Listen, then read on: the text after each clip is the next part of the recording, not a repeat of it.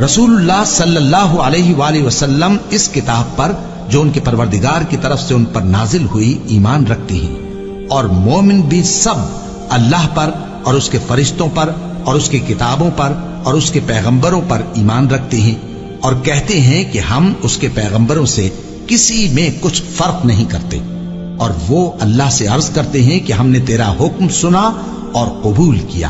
اے پروردگار، ہم تیری بخشش مانگتے ہیں اور تیری ہی طرف لوٹ کر جانا ہے۔ اللہ کسی شخص کو اس کی طاقت سے زیادہ کا ذمہ دار نہیں بناتا۔ اچھے کام کرے گا تو اس کو ان کا فائدہ ملے گا، برے کرے گا تو اسے ان کا نقصان پہنچے گا۔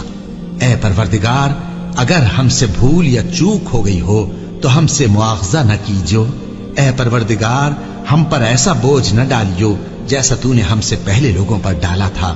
اے پروردگار، جتنا بوجھ اٹھانے کی ہم میں طاقت نہیں اتنا بوجھ ہم پر نہ رکھیو، اور اے پروردگار، ہمارے گناہوں سے درگزر کر اور ہمیں بخش دے اور ہم پر رحم فرما۔